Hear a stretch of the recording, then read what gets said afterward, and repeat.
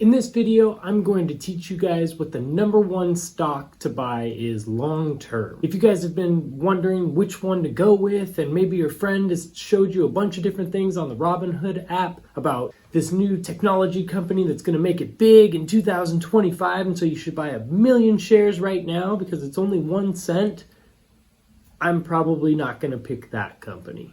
I'm going to give you my favorite stock and all the reasons why it's going to be the best one for you to buy, no matter how old you are, but the younger you are, the better. So those of you that are in high school, talking to you. Because picking a stock that's actually going to be good long term, like even good for 5 years or more, is just about as hard as trying to figure out what Elon Musk named his baby.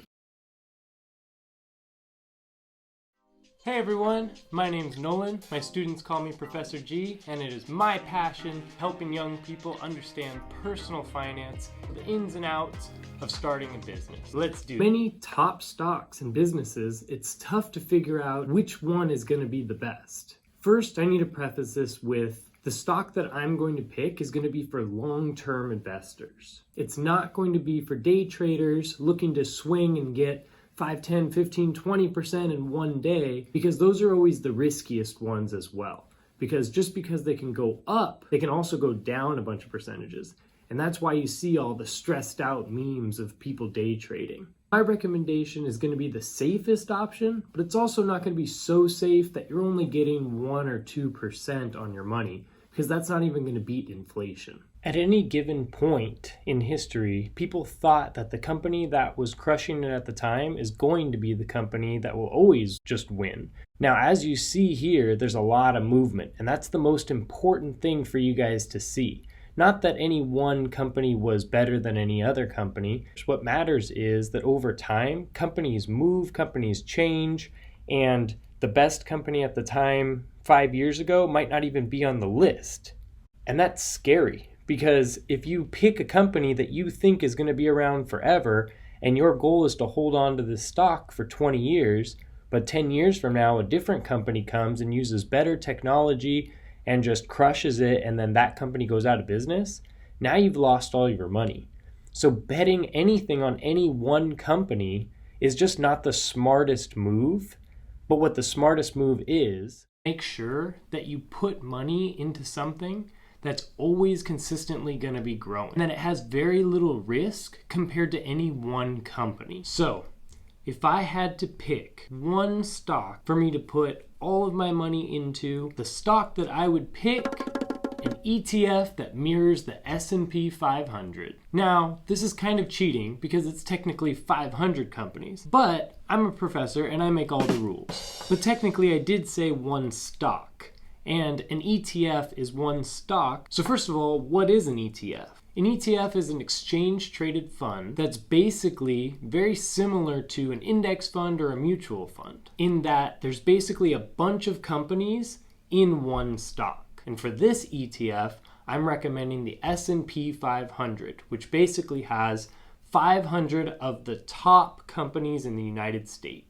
My guy Warren Buffett is one of the richest people on earth and one of the wisest investors long term, and he is a huge advocate of the S&P 500. He's even said that he wants most of his money when he dies to go into the S&P 500 because he knows long term that's going to be the thing that's going to grow over any one specific company. The S&P 500 is market cap weighted, which means that the bigger companies in the United States have a bigger piece of the ETF itself. As you can see, we have Tesla in there, we have Google, Facebook, Amazon, we have things like PayPal, and then we also have companies that are a little more boring, right? Like JP Morgan or Visa or Johnson & Johnson. Maybe not companies that you necessarily would love because they're anything exciting, but they have been returning really, really well long term. As we scroll down here, you can see we have some Netflix, Verizon, Nike, Coca-Cola. Really can't be mad about any of these companies. Walmart, any of these companies that you've probably heard a lot about, you're definitely going to have some exposure to by buying into the S&P 500. Any good stock investor or any investor or financial advisor at all is going to tell you to make sure to diversify. And what that just means is that you don't want to put all of your eggs in one basket. So you don't want to put everything into one company. With this one ETF, you get to diversify into 500 companies. So you're doing exactly what everyone would recommend, and you're keeping yourself safe in that way. Also, it's been shown that if you hold the S&P 500 long term, longer than 10 years, you're basically guaranteed to not lose money. In any 20-year span, the average yearly return has never been negative. Now, the number one reason why I choose the S&P 500 as my favorite stock to own forever, and if you only had one to pick that one, is because it's set up so that it will always produce. Earlier in the video, I showed you guys how certain companies were at the top, and then within a couple years, they're at the bottom or bankrupt. The S&P 500 is set up so that if a company is doing well, then it's weighted higher. And so you get the benefit from that. If a company's not doing well and it's not one of the top 500 or so businesses in the United States, then they take it out of the S&P 500. So you're only left with the best companies overall. They'll never just keep a company in just because it's got a big name and it's been there forever. Back in the day, Sears would have been one of the top contenders in the S&P 500, and today it wouldn't even make it in. This is just huge, guys, because to be considered in the S&P 500 is very prestigious, and companies want that. And so they're going to do everything they can to be there and to produce. And so you want to be a part of each one of those companies if possible. And if the companies stop doing well, then they get yeeted out of the S&P 500 and you don't have to deal with it. If you were to pick a company that's doing well today and you put all your money in that instead, and in 5 years some new technology comes out and just totally disrupts it, there's nothing you can do about it. You own that stock of that company. And if the company's value goes down, the stock value goes down, and now you've lost money. So how can we invest in this coveted S&P 500? I'm not sure what to do with my hands. There's a couple different ways. You can invest directly into the S&P 500, but I don't necessarily recommend that because it's a pretty high price point. I advise my students to use the ticker symbol VOO, V-O-O, or SPY, S-P-Y.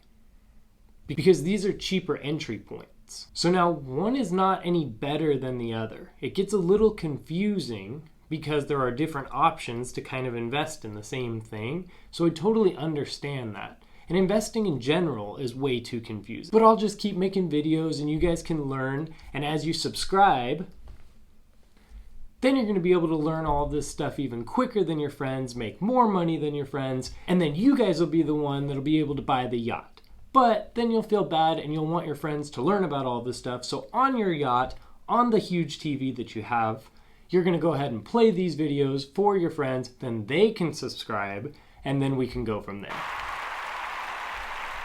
Anyway, there's no difference between buying in the direct way through the S&P 500 itself or using the ticker symbols VOO or SPY like I said before.